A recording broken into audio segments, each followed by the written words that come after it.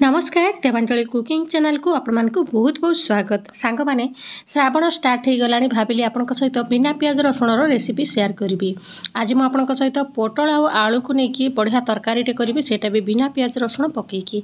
चलते ताले स्टार्ट करवा। एठी देखि पारुथिबे पोटल को मु एभलिया शेप रे काटी नेची। पोटल को आपण निज मनपसंद अनुसार शेप दे पारिबे, किछि असुविधा नै। आ आलू को मध्य टिके पतला पतला ही काटिबे, जा द्वारा कि शीघ्र आलूटा सिझी पारिबो। टिके मोटा रही गले शीघ्र सिझेनी, सेति पई मु टिके पतला और छोट छोट ही काटी। एबे आमे तेल गरम करी नबा।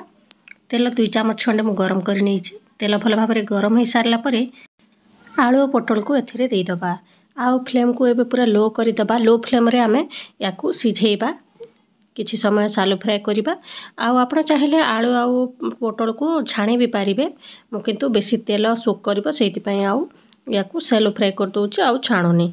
एबे पूरा फ्लेम लो करिकि आमे याकू किछि समय मिक्स करबा। तापर आमे या ऊपर दे दबा स्वाद अनुसार लूण। लूणटा दे देले शीघ्र आलू आउ पोटलटा सिझी पारिबो, आउ भलसे लागि पारिबो भी। आलू पोटल भीतर को भी जाई पारिबो लूणटा। सेति पई आगरु लूणटा दे देले भल लागि थाए। पोटल आलू तरकारीटा सिठा लागि न थाए। एबे भलसे एपटे सेपटे करि सारला परे आमे याकू घोड़ेई नबा।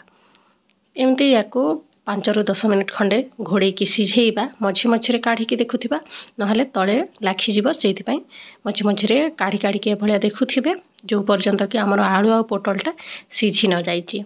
संग माने ए रेसिपी को आपण जे कोनोसी पूजा पाठ दिन मानकरे आपण जो दिन प्याज रसुण खाउ नाहंती, से दिन आपण ए रेसिपी को बने के खाई पारिबे, किंबा नॉर्मल राति रे रुटी सहित भी याको खाई पारिबे, गरम भात सहित मध्य खाई पारिबे। बहुत बढ़िया लागिबो, देखिबे थरे निहाती ट्राई करंतु।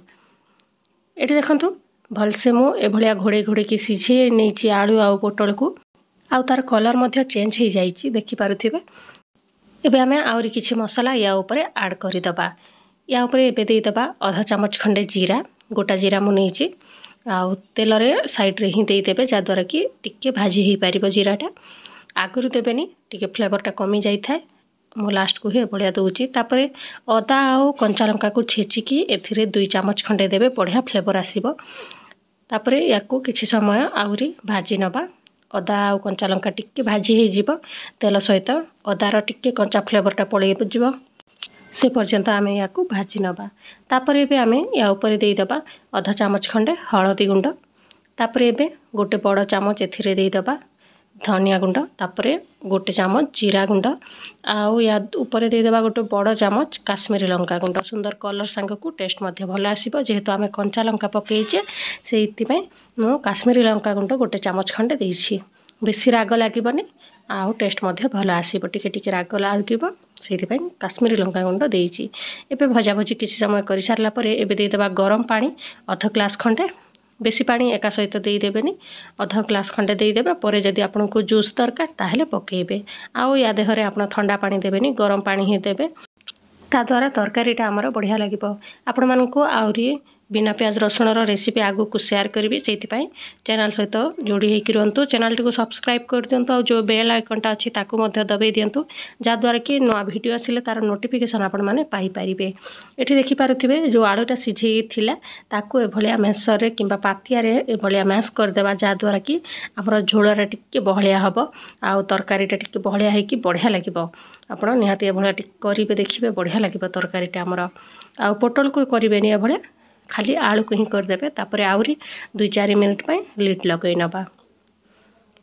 एबे लिड खोलिकी देखि नबा।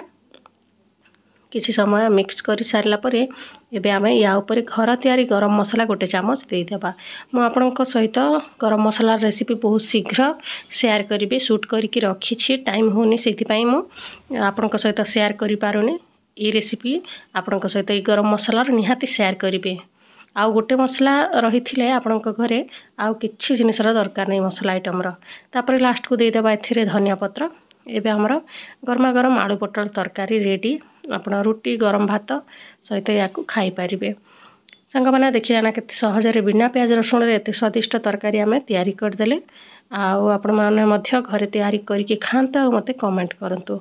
देखा हबो नेक्स्ट वीडियो रे आ गोटे नवा रेसिपी सहित। Thank you.